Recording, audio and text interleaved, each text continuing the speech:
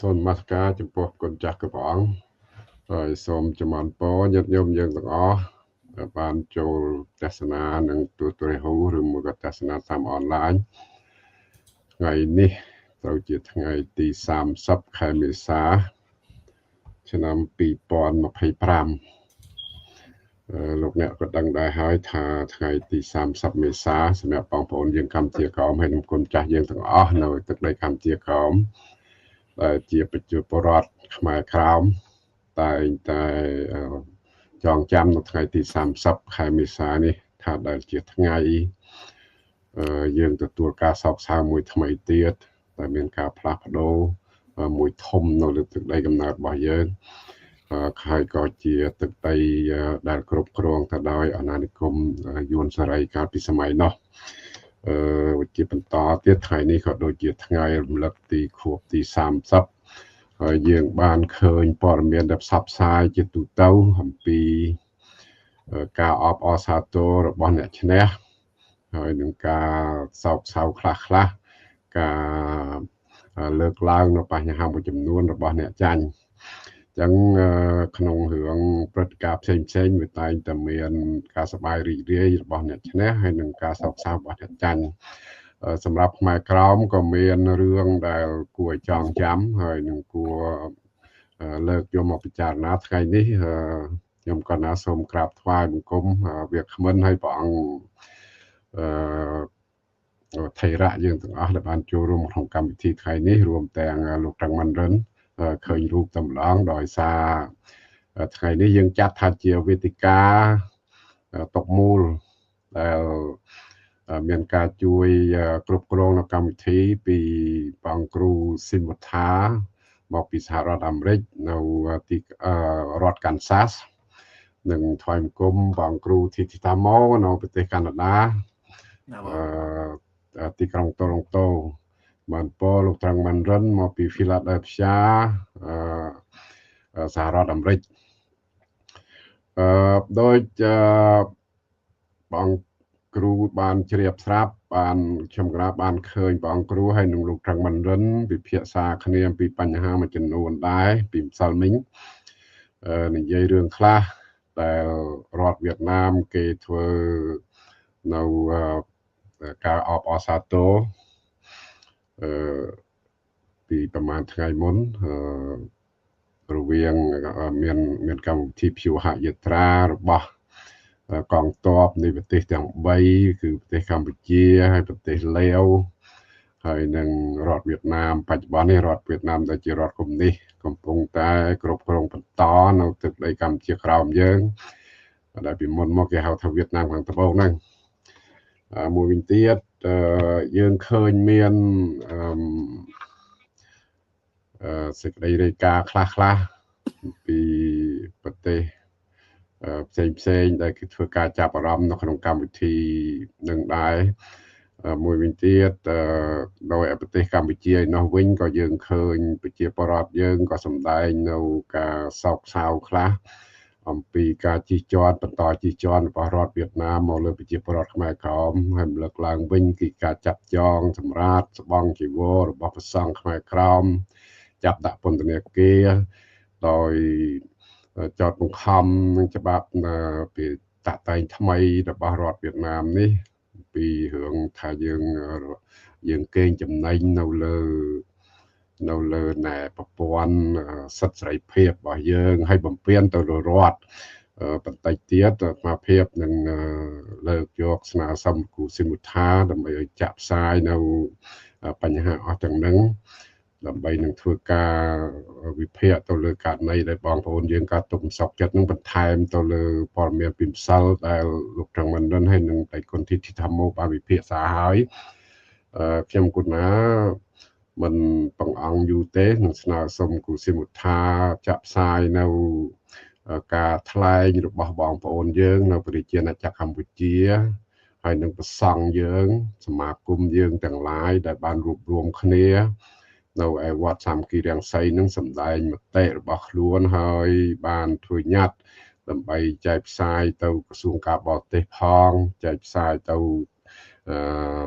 អង្គទូតនានានៅទីក្រុងភ្នំពេញនឹងជាពិសេសគឺឋានទូតរបស់សាធារណរដ្ឋសង្គមនិយមវៀតណាមនឹងស្ដីពីការកើតទុកមិនសុខចិត្តរបស់ពួកគាត់ដែលឃើញរដ្ឋវៀតណាមនឹងបន្តធ្វើបាបធ្វើទុកបុកម្នេញមកលើប្រជាពលរដ្ឋខ្មែរក្រោមហើយក្នុងនោះដែរក៏មានការបំពានទៅលើសាសនានៃប្រជាពលរដ្ឋខ្មែរក្រោមហើយទីវត្តអារាមខ្មែរក្រោមដែលកាន់តែសោកសៅគឺបានចាប់សម្រាប់ស្បង់ជីវររបស់ព្រះសង្ឃយើងចុងក្រោយបំផុតនេះគឺបដិគុណគឹមសំរិនតែគឺជាការរំលោភបំពានយ៉ាងព្រៃផ្សៃមកលើពុទ្ធសាសនាថេរវាទរបស់ខ្មែរក្រោមហើយបងប្អូនយើងដែលជាសមាគមគណៈកម្មការសមាគមទាំងអស់នៅទឹកដីកម្ពុជាហ្នឹងមានការកើតទុកសោកចិត្តហើយអំពាវនាវស្នើសុំឲ្យរដ្ឋវៀតណាមហ្នឹងពិនិត្យពិចារណាឡើងវិញនៅកិច្ចការហ្នឹងនឹងស្នើសុំអន្តរាគមន៍ពីអង្គការនានាហើយជាពិសេសគឺស្នើសុំអន្តរាគមន៍ពីក្រសួងការបរទេសនៃប្រជាជនកម្ពុជាដើម្បីនឹងជជែកគ្នាពីបញ្ហានេះស្នើសុំឲ្យរដ្ឋវៀតណាមនឹងគោរពសិទ្ធិសេរីភាពហើយនឹងសេរីជំនឿផ្នែកសាសនាផ្សេងៗរបស់ប្រជាពលរដ្ឋខ្មែរក្រមអញ្ចឹងគូសំថាសូមមេត្តាចាក់ផ្សាយនៅคลิปវីដេអូដែលមានផ្សព្វផ្សាយនៅលើបណ្ដាញ Facebook កន្លងមកហ្នឹងជូនបងប្អូនយើងហើយនឹងយើងនឹងបន្តការវិភាសាតទៅផងជាក្រុមជាបន្តសម័យកាល40ដែលគេមានបំណងចង់បំបត្តិជាតិសាសន៍ខ្មែរដែលរស់នៅឯដែនដីកម្ពុជាក្រោមដែលជាជនជាតិដើមរស់នៅតាំងពីសម័យហ្វូណនមុនសម័យហ្វូណនតទៅទៀតហើយមិនអស់ចិត្តយើងឃើញនៅក្នុងរយៈពេល2ឆ្នាំនេះវៀតណាមបានរំលោភបំពានសិទ្ធិមនុស្សយ៉ាងធ្ងន់ធ្ងរចំពោះការជាប្រព័ន្ធតាំងពីថ្នាក់លើរហូតដល់ថ្នាក់ក្រោមជាពិសេសក្នុងរយៈពេល2ឆ្នាំគឺជិតដល់ថ្ងៃចូលឆ្នាំខ្មែររដ្ឋាភិបាលវៀតណាមបានចាប់ព្រះសង្ឃសឹកហើយចាប់យកទៅដាក់គុកដោយកាត់ទោសម្នាក់ជាប់គុកចាប់ពី2ឆ្នាំរហូតដល់6ឆ្នាំទៀតនេះសបញ្ជាក់ឲ្យឃើញថាវៀតណាមមិនដែលគោរពនៅកិច្ចការសញ្ញាសិទ្ធិមនុស្សរបស់អង្គការសហប្រជាជាតិឡើយខ្មែរក្រមយើងរងទុកយូរហើយកំព្រាយូរហើយវាធ្វើបាបយូរហើយពួកគាត់នៅក្រោយខ្នងនេះណាបងប្អូននៅសង្គមខ្មែរក្រមជឿចាក់វាជីជន់ខ្លាំងណាស់គេធ្វើបាបខ្លាំងប៉ុន្តែសួរថាពួកគាត់រៀនថយទេអត់ទេគឺដើម្បីអីដើម្បីក្មេងជំនាន់ក្រោយដើម្បីពុទ្ធសាសនានៅដែនដីកម្ពុជាក្រោយដើម្បីទំនៀមទម្លាប់វប្បធម៌ខ្មែរនៅដែនដីកម្ពុជាក្រោយហើយវិរៈភាពរបស់ពួកគាត់បានបន្តពីបុព្វបុរសយើងរហូតមកដល់បច្ចុប្បន្ននេះណានយកមាត្រា331យកមកដូចជាមូលដ្ឋាននៅក្នុងការចរចានេះយើងខ្ញុំក្នុងនាមជាសកម្មជនដែលធ្វើការទៅលើវិស័យសង្គមនេះយើងបានពិនិត្យយ៉ាងម៉ត់ចត់ឃើញថាមាត្រានេះគឺបានបង្កប់នៅក្នុងការបំពេញសិទ្ធិមនុស្សមិនបានផ្លូវតបទៅតាមគោលការណ៍សិទ្ធិមនុស្សមិនបានអនុវត្តទៅលើកិច្ចការសញ្ញាអនុសញ្ញា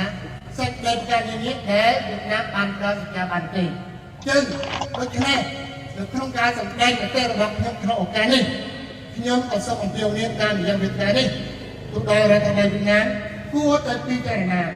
ដើម្បីធ្វើវិសោធនកម្មទៅលើមាត្រានេះដើម្បីធ្វើតាមទៅតាមគោលការណ៍ដែលវៀតណាមបានប្រើសញ្ញាបត្រទៅលើលិខិតប្រកាសសំណុំរបស់អង្គការសហប្រជាជាត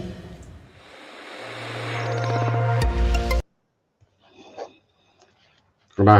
សូមអរគុណគ្រូសិមថានេះគឺជាคลิปដែលមានពាក់ព័ន្ធជាមួយនឹងការតវ៉ារបស់ជាបរិបទយើងខ្មែរក្រម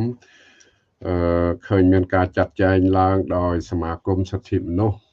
នៅឯកម្ពុជាក្រមហើយឃើញមានគណៈកម្មការផ្សេងនិងសកម្មជនរបស់យើងនៅឯទឹកដីកម្ពុជាក្រមដែលបង្កើតសមាគមនៅឯប្រជាជនកម្ពុជានឹងបានចូលរួមសម្ដែងមតិខ្លះស្ដាប់ឬទៅសម្លេងរបស់គាត់នឹងបង្កប់ទៅដោយការឈឺចាប់នៅក្នុងនោះដែរ ខ្ញុំកណាសូមព្រះអង្គគ្រូធីធម្មព្រះអង្គមានចំណាប់អារម្មណ៍ចំពោះនៅលើคลิปទាំងខាងលើបាញ់មិញនេះដែលបានចាក់ផ្សាយជូនប្រកេនបានសាសនាហ្នឹងតើមានចំណាប់អារម្មណ៍យ៉ាងណាឃើញមានលោកវិរៈខឿនវិរៈហ្នឹងក៏គាត់មានសម្លេងដូចថាអអួលនៅក្នុងសម្លេងរបស់គាត់ហាក់ដូចជាបង្កប់ទៅដោយការឈឺចាប់នឹងច្រើនហើយមួយវិញទៀតលោកសឿនជំជួនក៏បង្ហាញនៅមាត្រាខ្លះដែលរដ្ឋវៀតណាមបានតែងឡើងគាត់រំលឹកឡើងពីមាត្រា331ដែលបង្កប់ទៅដោយខ្លឹមសារនៅក្នុងនោះមានលក្ខណៈធ្វើបាបមានលក្ខណៈសង្កត់សង្កិនមានការគៀបសង្កត់មកលើការតស៊ូរបស់មតិរបស់ប្រជាពលរដ្ឋខ្មែរក្រមហើយនិងប្រសង់ខ្មែរក្រមផ្នែកខាងសាសនានិងសិទ្ធិសេរីភាពមួយវិញទៀតលោកចន្ទ្រាក៏គាត់បានបញ្ជាក់អំពីការតស៊ូបព្វបរោះបន្តវេនមកទល់បច្ចុប្បន្នហ្នឹង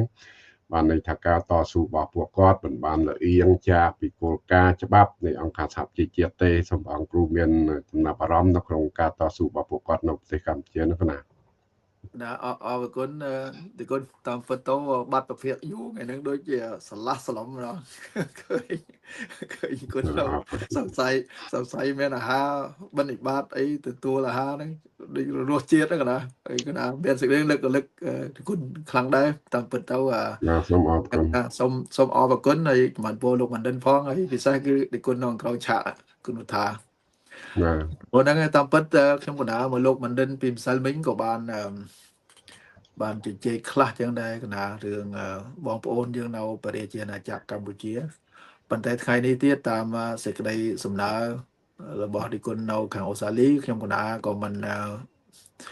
ឆ្លើយថាណូបានដែរដោយសារឃើញថានៅតែជជែកគ្រឿងខ្មែរក្រមនិយាយចេះចប់ហ្នឹងនិយាយថ្ងៃនេះមួយថ្ងៃហើយស្អែកបន្តទៀតនិយាយរហូតដល់យើងអស់ពេលនិយាយលេងពីព្រោះរឿងដែលកើតឡើងនេះវារឿងដែលវាមិនមានភាពចប់ទេដោយសារមូលហេតុអីបើខ្ញុំកណាហ៊ានពោលអញ្ចឹងដោយសាររដ្ឋាភិបាលយួននៅតែ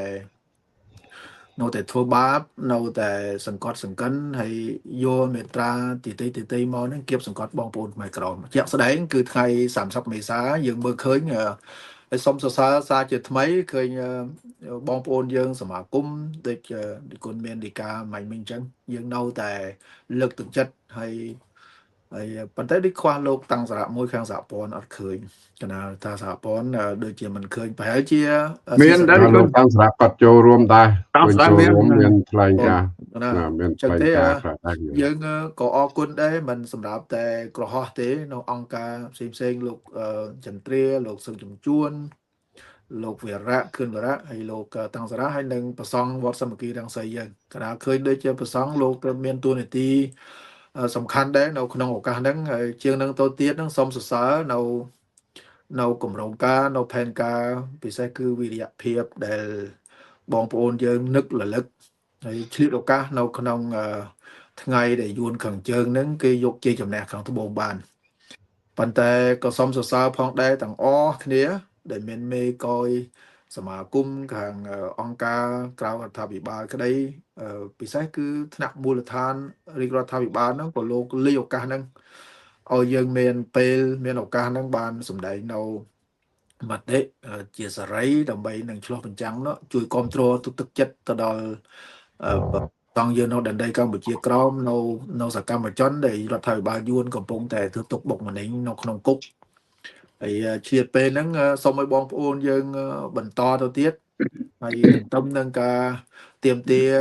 ប្រកបដោយការឆ្លៀសវៃទៅតាមកតេយុទ្ធនេះខ្ញុំបណ្ដាមានសូទិដ្ឋនិយមថាវាត្រឹមត្រូវហើយឆ្លៀតពេលហ្នឹងក៏យើងនៅខាងក្រៅណាដូចគុណយើងនៅខាងក្រៅនេះពីម្សិលមិញក៏យើងបានផ្សារភ្ជាប់ជាមួយនឹងរបាយការណ៍ផងដែរទៅលើការចាប់ចងប្រសង់ទាំងសកម្មជនទាំង16អង្គនឹងរូបហ្នឹងផ្ញើចូលខាងក្រសួងការបរទេសក៏យើងបានពោលក៏យើងបានសរសេរហើយថែមតិចទៅលើកន្លែងអ្វីដែលយួនបានហៅថាកាត់ទោសអីសពបែបយ៉ាងហ្នឹងក៏អំពាវនាវឲ្យខាងក្រសួងការបរទេសហ្នឹងគេធ្វើបទអន្តរាគមន៍បន្តទៅទៀតដោយដាក់គំនាបទៅលើរដ្ឋាភិបាលយួន ដោយសាររដ្ឋាភិបាលយួននឹងសុំបន្តទទួលតួនាទីជាគេហៅថាសមាជិកខាងអង្គការសហប្រជាជាតិខាងសិទ្ធិមនុស្សហ្នឹងគេហៅថាអាណត្តិទី2ហ្នឹងអញ្ចឹងទេឲ្យពិចារណាទៅលើករណីហ្នឹងឡើងវិញដោយសារយួនគ្រាន់តែបានសន្យាប៉ុន្តែមិនបានអនុវត្តគោរពនៅសិទ្ធិមនុស្សហើយសិទ្ធិបរិបត្តិនៃពុទ្ធសាសនាជាងនឹងទៅទៀតហ្នឹងគឺថាសិទ្ធិនៃជនជាតិដើមអញ្ចឹងទេយើងក៏បានផ្ញើជាមួយនឹងរបាយការណ៍នឹង4ទំព័រផងដែរជួលខាងក្រសួងការបរទេសនេះជាមួយបែកដែលនៅខាងក្រៅយើងបានធ្វើហើយឃើញថាអង្គការសហព័ន្ធហ្នឹងខាងយុវជនហ្នឹងដោយសារនៅក្នុងវេទិកានៃជនជាតិដើមជារៀងរាល់ឆ្នាំហ្នឹងជាឆ្នាំទី25ហើយចាប់ផ្ដើមពី2004ដោយសារយើងផ្អាកក្នុងរយៈពេលកូវីដហ្នឹងយ៉ាងហោចណាស់ក៏21ឆ្នាំដែរ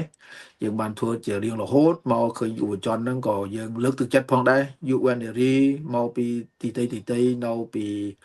យុរ៉ុបក្តីនៅពីកាណាដាទៅក្តីពិសេសគឺនៅតំបន់អាមេរិកកាំងទាំងមូលហ្នឹងដែលជាអ្នកខ្នះខ្នែងជួយជ្រោមជ្រែងអញ្ចឹងក៏យើងសូមអរគុណហើយលើកទឹកចិត្តសម្រាប់យុវជនជាតំពាំងស្នងរស័យនឹងជួយតវ៉ាដោយសន្តិវិធីទៅតាមច្បាប់អន្តរជាតិហ្នឹងហើយកណាសូមចូលរួមប៉ុណ្ណឹងហើយសូមអរគុណសារជាថ្មីហើយសូមលើកទឹកចិត្តបងប្អូនយើងខំបន្តស៊ូថែមទៀតហើយអ្នកដែលនៅក្នុងស្រុកពិសេសគឺបងប្អូនដែលកំពុងជាប់គុកបដិជគុណគ្រប់អង្គដូចនៅក្នុងស្រុកដូចគ្នាខ្មែរក្រមជានិច្ចកាលទោះបីយើងនៅខាងក្រៅដូចយើងបានជជែកទៅតាមរាហូជាញួយគឺថារូបរាងកាយនៅខាងក្រៅប៉ុន្តែចិត្តហើយក៏ជាមួយនឹងគំនិតអារម្មណ៍បេះដូងរបស់យើងហ្នឹងគឺថាចនិច្ចកាលហ្នឹង24ម៉ោងនឹករលឹកទៅដល់បងប្អូនយើងនៅក្នុងមាតុភូមិដែនដីកម្ពុជាក្រមជាទីស្រណោះជាទីនឹករលឹកនៅក្នុងគំនាបនៃការគ្រប់គ្រង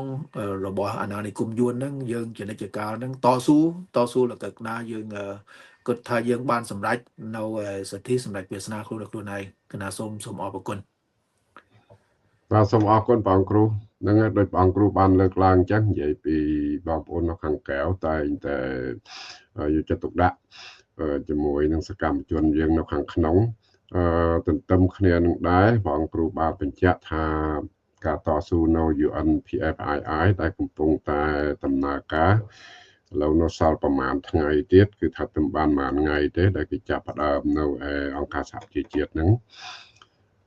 ឃើញមានសកម្មជនយើងបានក្រុមយុវជនរបស់យើងហ្នឹងបានចូលរួមថ្លែងការណ៍គួរយកចិត្តទុកដាក់ជាទីចាប់អារម្មណ៍នឹងច្រើនបានថ្កោលទោសច្រើនហើយខាងភាគីតំណាងឲ្យរដ្ឋវៀតណាមហ្នឹងក៏គេចូលទៅក្នុង UNPFII នឹងដែរហើយគេនៅតែប្រកាសថាគ្មាន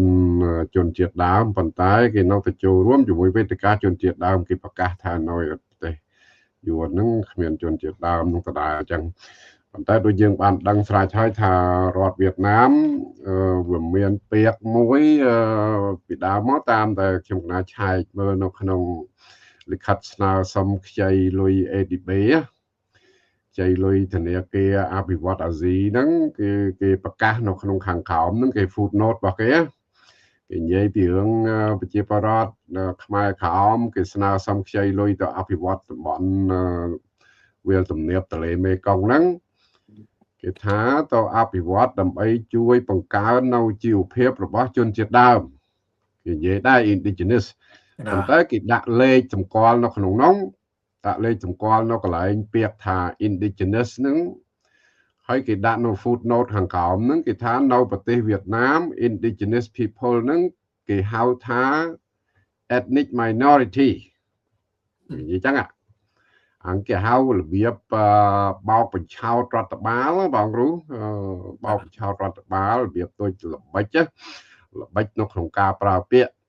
គេនិយាយថាជនជាតិដើមហ្នឹង indigenous people ហ្នឹងនៅប្រទេសវៀតណាមហ្នឹងគេហៅ ethnic minority គេនិយាយចឹងគេថាគេបញ្ជាក់នៅខាងក្រោមចឹងចង់ឲ្យពិភពលោកហ្នឹង